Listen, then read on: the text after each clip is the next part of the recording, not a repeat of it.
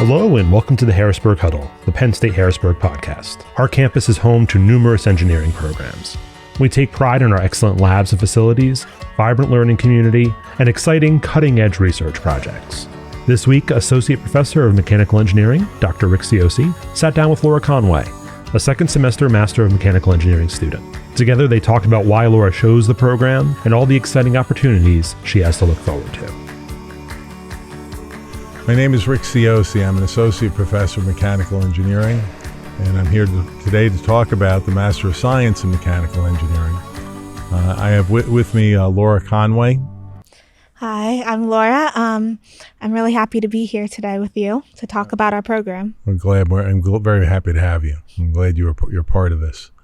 Let's start with a little academic background. Can you tell us a little bit about yourself?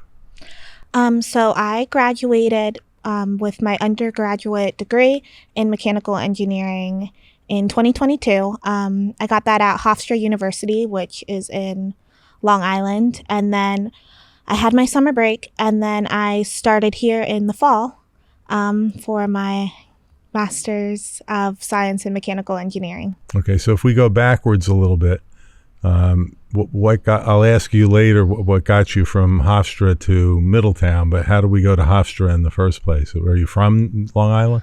No, I'm from Hummelstown. So and just up the street. Yeah, 15 minutes away. Well, I applied to a lot of schools in Pennsylvania. That was one of the only two schools out of state I applied to, and they just sent me an email about a free application. And I was like, oh, okay, it's free. Mm-hmm. I'll apply. And I got a scholarship, and I thought, I like the beach. I'd like to adventure a little bit. It's the one time in my life I can kind of like adventure and not worry too much. So I decided to go there. All right. So then now, how did you get Hempstead? So coming back home to go to school, is that part of why you're in Middletown? I knew I wanted to be back in Pennsylvania, somewhere in Pennsylvania for my master's. I was kind of done being out of state. And I applied to, I think, nearly every school in Pennsylvania that had a master's program for mechanical engineering. And I had my choice of where I wanted to go, but I miss my family a lot. I miss being around my nieces and nephews and being able to like go to a sports game and stuff. And I know the area like really well. Obviously, I've grown up here my whole life. I love Central Pennsylvania, and it was just the best choice for me out of all of the other schools. Academically, what did you think about? But obviously, you knew where Penn State Harrisburg was before, from a long time ago. So, what attracted you back to not just the local area, but to Penn State? I did some online research, and I thought it would be really great to go to a school that actually put funding into the engineering compared to where I was before. It was like, I guess we got more funding than other programs in my undergrad, but like I knew I wasn't the school's focus. But here, like, there are so many engineering students. There's obviously a lot of time and effort put into the program. And I could see that just alone from going on the website. And I was excited to have opportunities and not just be like an afterthought for the program. Okay. So I'm happy to hear that. Does your experience, you started here just last fall. Did we meet your expectations? I mean, if you're full semester in plus almost 2 weeks, at this point, are we kind of what you thought we would be? Yes. Yeah. Everything's been great. The professors have been so personable and have actually been caring about like my future. Just this morning, I got a text from one of the other students that a professor wanted to see if I would work for them just doing coding or simulations or just organizational work, just stuff like that. Like I feel very cared for by the professors. I feel like they want me to be successful and they want to help me, and that's just been a wonderful experience. Okay, that's very good to hear. The program's gone through some changes. We started in 2018. The first student was spring of 2018 was the first student. He had actually had some credits because he started as a non-degree student. But we've had, probably at this point, I probably should know this talking about it right now, but we probably had about 8 or 10 graduates at this point. But as you know, you sat in the intro class, the colloquium class in the fall, and we had 9 or 10 students, I think. Yeah, it was about 10. Right? Yeah. And that was a big jump from the 6 that we had the previous year. So, we're going in the right direction, at least in terms of student population. It is very nice to hear you say nice things about my faculty colleagues. We hired 4 faculty members who started in fall 2022, just as you did. So we went from 12 to 16, which is, if you do that on a percentage basis, is a pretty healthy increase. And it's given us obviously a little bit more background, more different research areas and so on. So it is something we're very excited about because we have gone through this growth, not only just in the number of students, but also in the faculty numbers as well. So in your coming to Penn State Harrisburg and the MSME program, we divided the program when we initiated it into 3 concentration areas. The design area, the thermal fluids area, both very typical mechanical engineering, and then also materials engineering, because we had a couple of local companies who gave us support, mostly in pat on the back and say, yeah, we'll send our workers to your institution, but also very good companies for giving us student projects and so on. And they suggested the materials concentration. So that's why we have 3. So putting a little bit on the spot, do you have a favorite among those 3 concentrations? I lean more towards the design area. But one thing I do like, when signing up for classes, I met with you over Zoom to see what exactly I was supposed to be doing. And I like how flexible it is, that I don't have to be married to a concentration.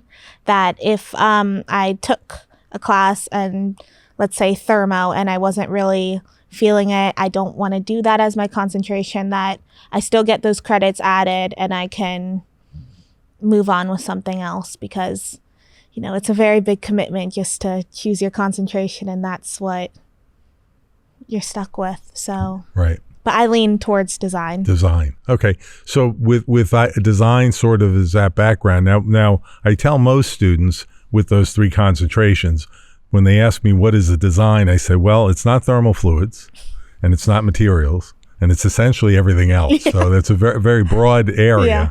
So is there something in design? Is there something in particular you'd like to do? I mean, that's where we put the robotics. That's where we put the 3D printing. That's where we put design, the traditional machine design kind of stuff, but also sort of like kind of everything else. Yeah. I haven't fully figured it out. I do enjoy robotics. For my, I guess we call it capstone here, but for me it was just my senior design project for my undergrad. I created a machine that flipped pancakes, which I thought I would have fun with it. Sure. And being able to code it and actually try to flip a pancake myself to figure out the angles I needed. Just something like, just simple machines like that. I had so much enjoyment out of something like that. I feel like I don't need to make like life-saving equipment or something like that. I don't think that fulfills what I like. But I think more simple everyday items are what I enjoy more. Have you done anything in the sustainability area? Anything with sort of an environmental focus to it? I took a class. It was a 400 level course last semester, the sustainable engineering course, and I really enjoyed it. Okay. So from a design standpoint, right, there's a way to try to tie into that, right, using different materials or different processes and so on. That's very good. The university, that's one of the main goals, I would say, objectives that the university has, is for us to get more involved in sustainable practices and so on, processes. So that's good. Yeah, I think there is a lot one can do in the general design area, sort of with the focus on another one, obviously, like the 3D printing would be another tool type of thing that you could work into doing in a lot of different projects.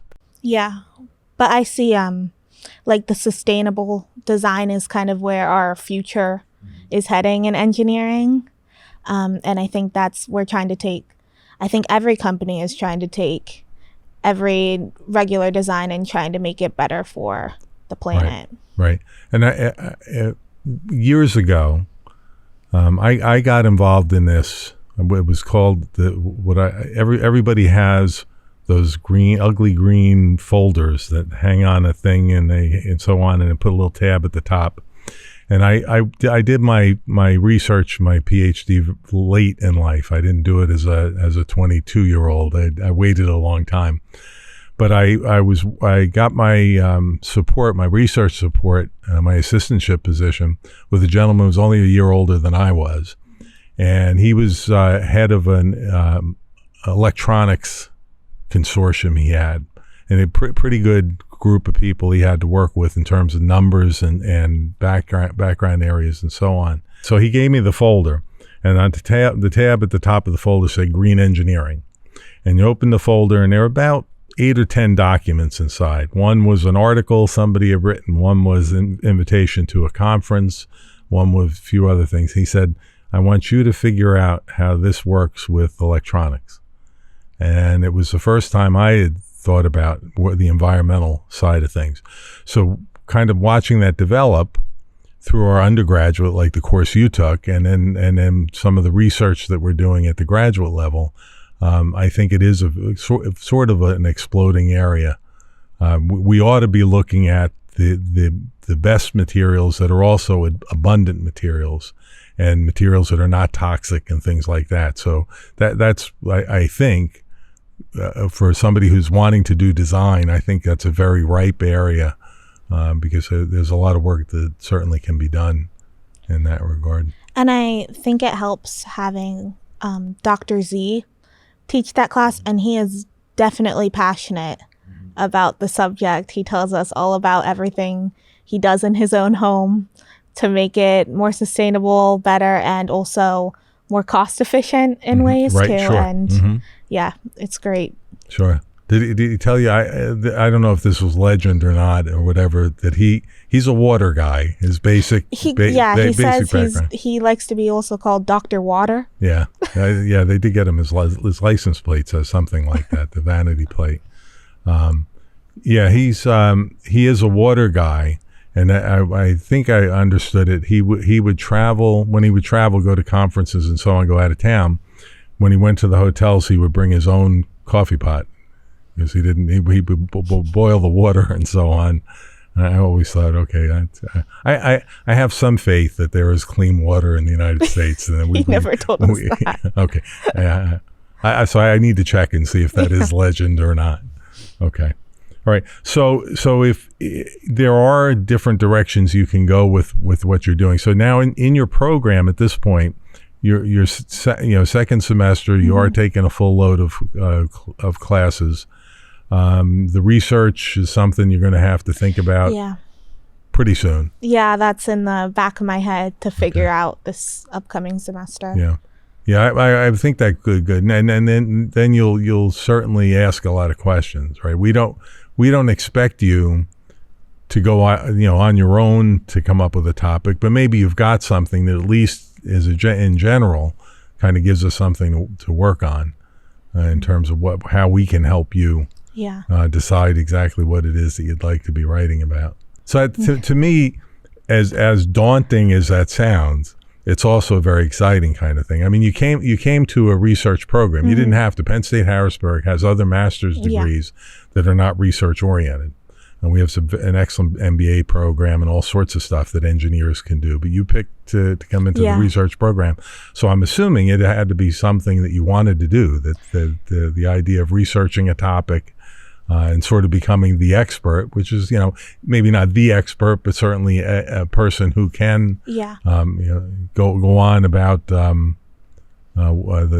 research area. Yeah, I was definitely looking forward to having some freedom to be able to find a topic that a professor is already researching and try to tag along with it, and just have freedom to research, try to, I guess, pioneer the engineering field a little bit. Sure.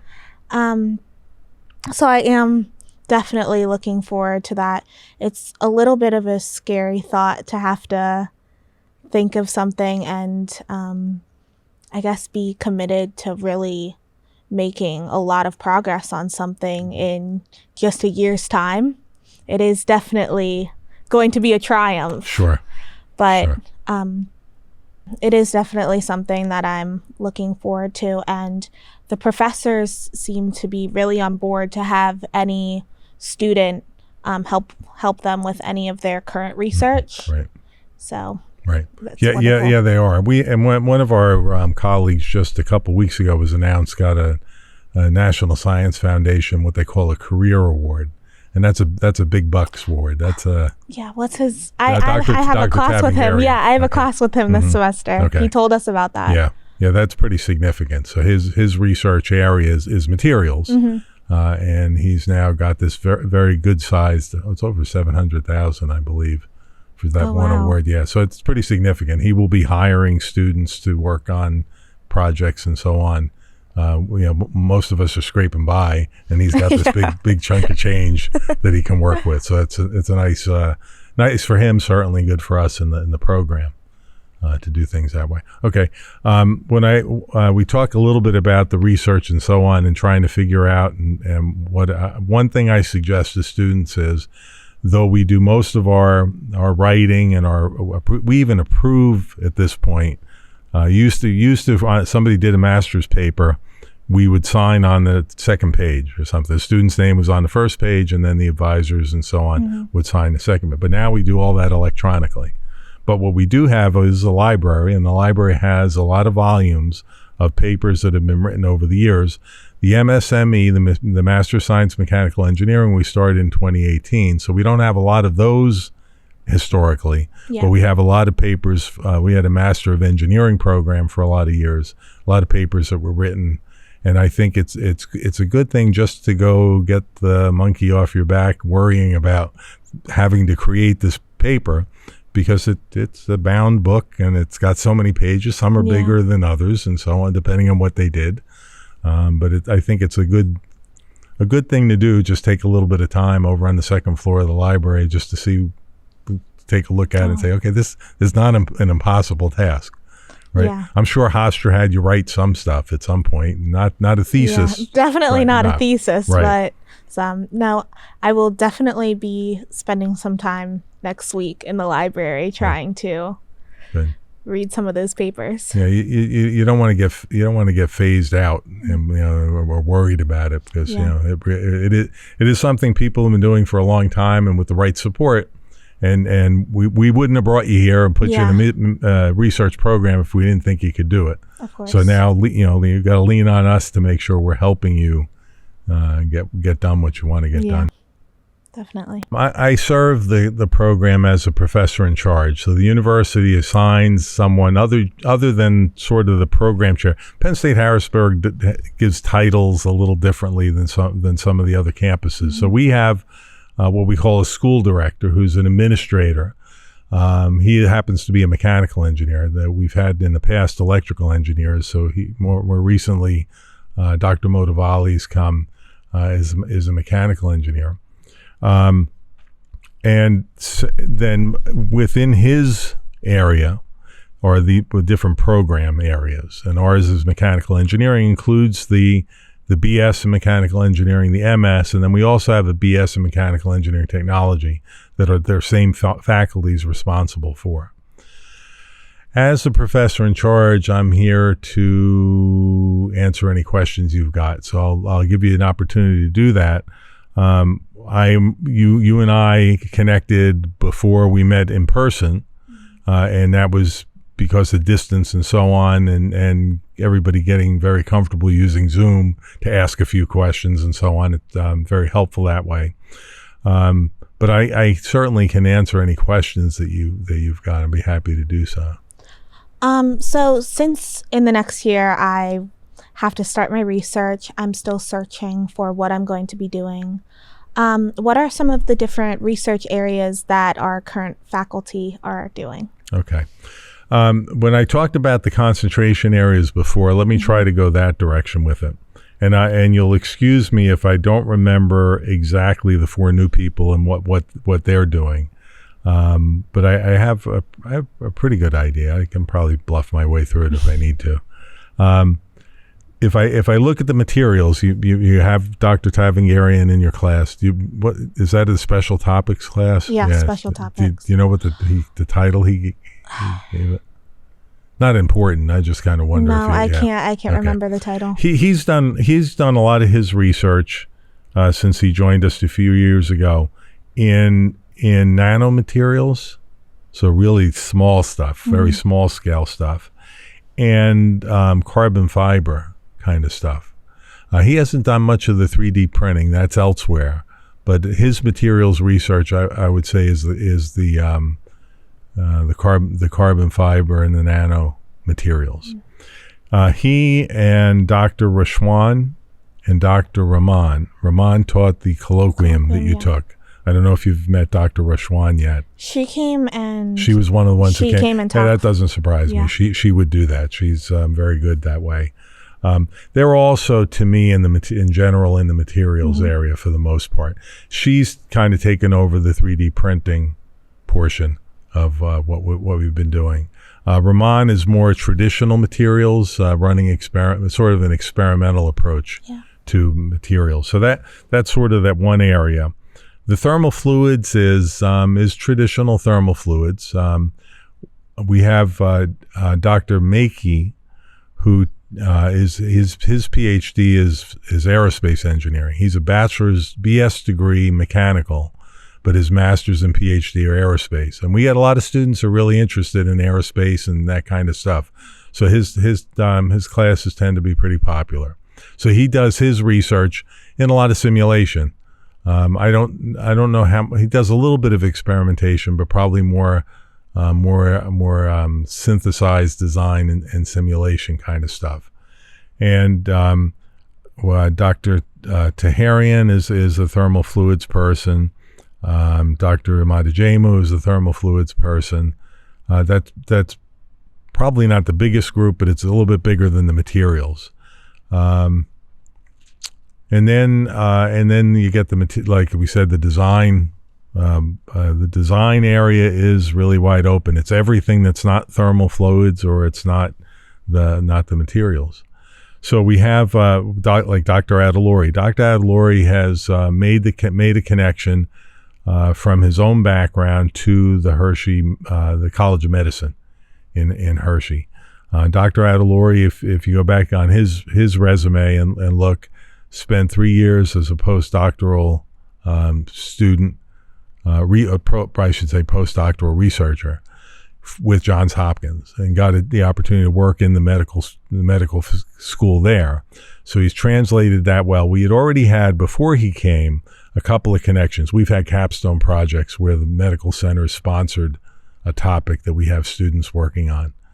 So that, and that's been going on for a little while. So we have Dr. Adalori has brought through his lab certainly more of any individual instructor than we've had anybody else do quite yet. Robotics falls into the robotics and automation. Some of your classmates, that's why they're here, are interested in the robotics and the automation. You probably got some sense for that. I'm taking a robotics course this semester. Okay, all right. So yeah, and actually the reason we're doing that is in the fall we had a robotics course, but it conflicted with another with colloquium. Right. Yeah. So we had to run robotics again this semester. So I'm glad you're taking that. Controls falls under the design. Yeah, I'm taking that. Okay. I'm taking a controls course that's one of the 500 level classes. Yeah, that we have.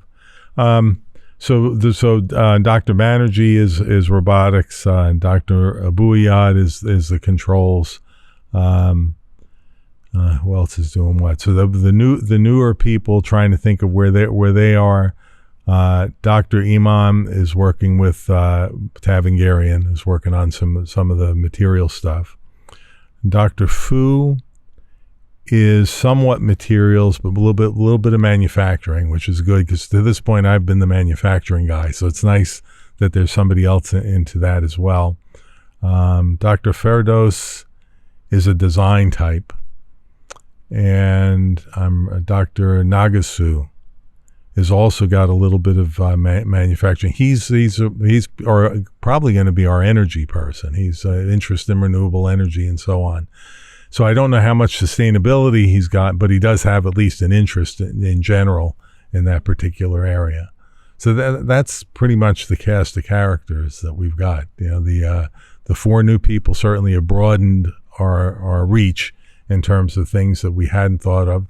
Some of them have been able to bring some research with them, which is a good thing for a faculty member. And all four of these, I think this is a true statement. I'll stand on it if I need to. All 4 of them are tenure track faculty members and not teaching faculty members. And basic difference is you do a lot of research over here and you don't have to do any research over there, kind of thing. Okay. So all 4 of them involved in different research areas certainly does give us a more broad approach that we could have elsewhere. Yeah, that definitely covers a wide array of what I could potentially try to join in on for my future research. Right. And before I forget to ask, did you flip the pancake? Did it work? Yes, it actually worked. It was good enough that the professor destroys basically all of the machines afterwards to use them for parts, the motors and stuff. But he said my group project was so good that was going to be one that he would keep intact and show to future classes for years to come. So it was successful. It was very successful, very yeah. Good. Compared to other people doing like just a windshield wiper. It was kind of impressive to have something actually moving in the air. Yeah. Very nice. Cool. Glad to hear that. Okay, my next question.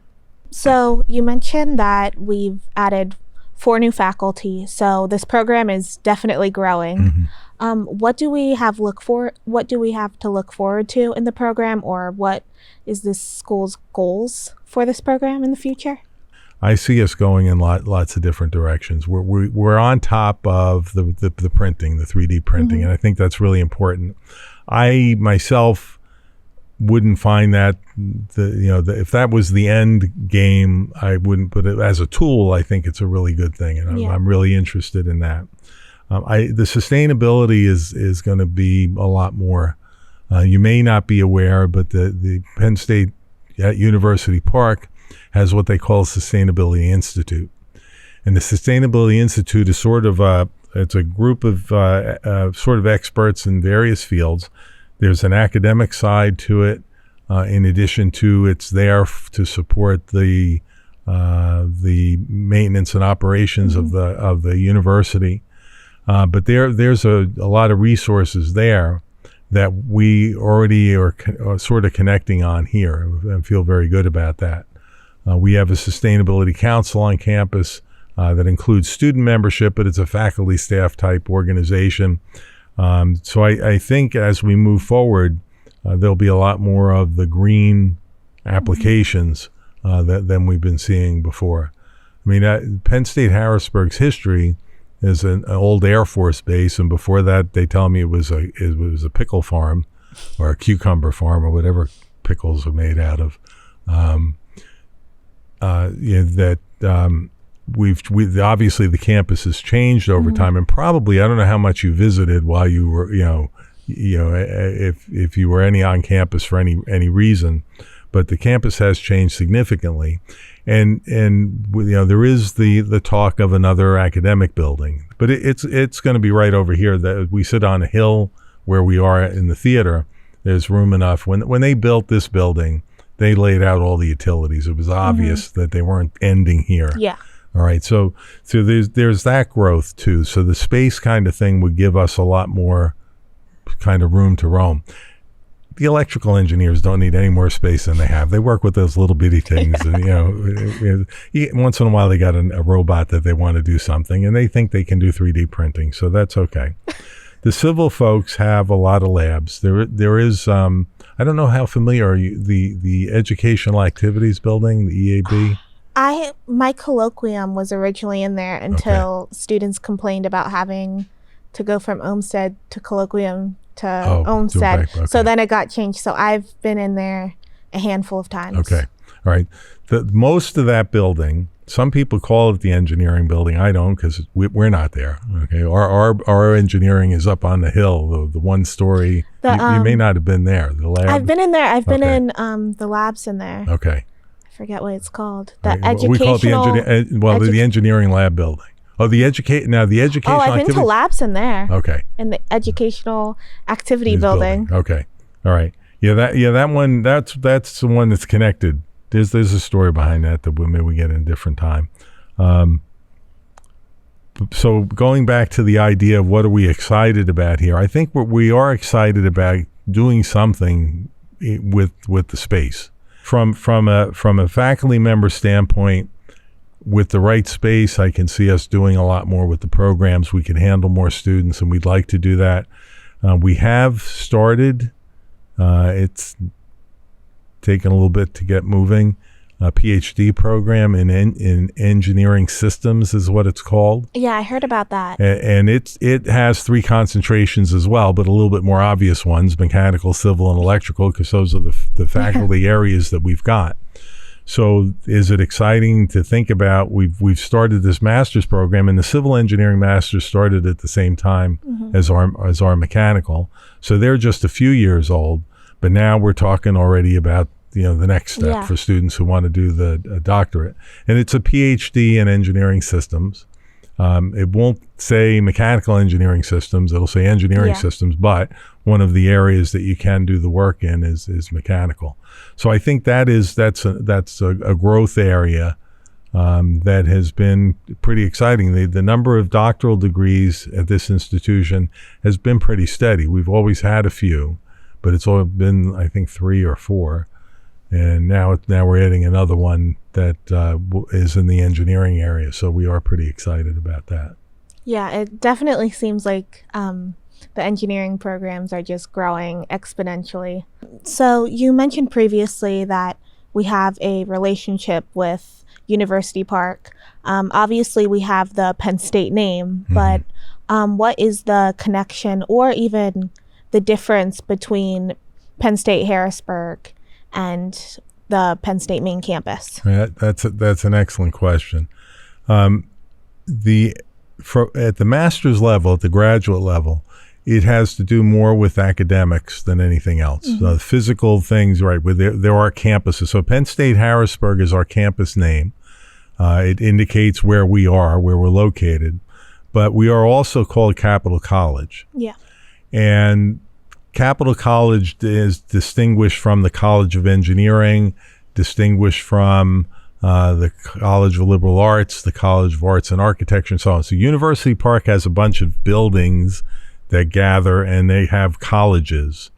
We have a campus that is a college. And what's important from understanding that is the college is responsible for the program. The college is responsible for admitting students, offering the classes the students need, and then eventually graduating the students.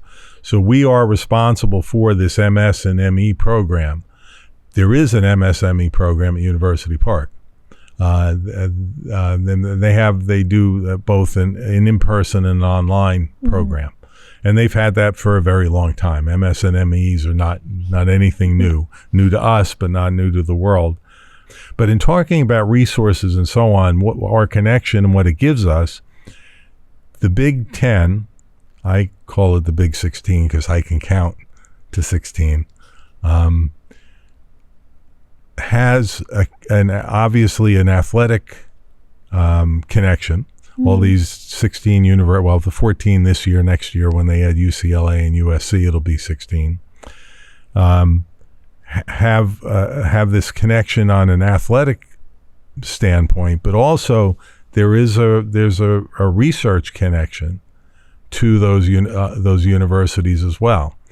If you go to the library on campus and you're trying to find you chose your research area, and you want to see what's the latest, what's going on, and somebody wrote a paper, and you want to look at the historical aspect, because I want to make sure it's on paper, because otherwise my story doesn't hold very well.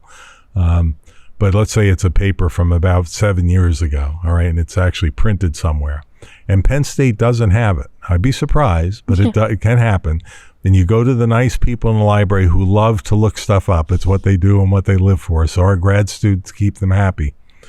And you find out that they don't have it, they'll find it for you. They'll go to Purdue, they'll go to Wisconsin, they'll go to Northwestern, and they'll keep checking all the other Big Ten universities in order to track down this particular article that you think is very important to your research.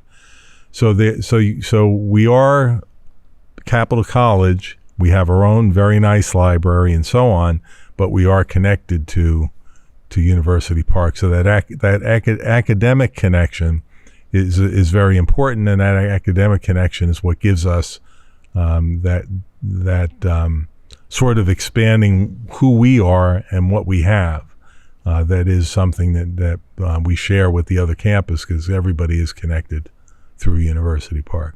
A benefit of here at Penn State Harrisburg is our intimate sizes. Certainly it is. Yes, you're right. It is more intimate. It is knowing students by their names. It sounds something, everybody's a number, that kind of stuff, but really, I don't know what your experience is last fall with my colleagues, but it takes me, depending on the class of 35 students that I have this semester is going to take me a little bit longer, but I will know their names before we get halfway through the semester. Yeah, for certain. And for me, only having classes with I think my biggest class is about, I want to say like 13 to 15. Mm-hmm. And the professors do already know our names because it's such a small class. That's true. And I already know, just from last semester, I know most of my fellow students on first name basis, which has been great, because I think in my undergrad it took me till I was taking the same classes with everyone, with like the same people, but having 30 people in a class, I didn't learn most people's names until my last semester. Yeah. Compared to now, I know most people. I'm learning new people this semester just with having different classes. Sure. But yeah, so that's been a great experience. Definitely. Mm-hmm. And also I feel like the professors definitely know me better. Just having one semester with me, like they'll say hi to me or they remember my name. Right. Don't just forget it. Compared to undergrad, where it just feels like I'm clocking in for class, do my job, they grade my stuff, and then it's all done with. Sure. Yeah. I thank all of you who've been interested enough to listen to this. I thank Laura for being part of this. I greatly appreciate her participation and her sharing her experiences with us. As a professor in charge of the MS in Mechanical Engineering, I'd be happy to meet with anyone interested. I can do that in person anytime, remotely. Certainly I can arrange that as well. But I am open to any questions anybody's got. I've been happy to do this. I've been the professor in charge since the program started in 2018. And I thank you for your kind attention.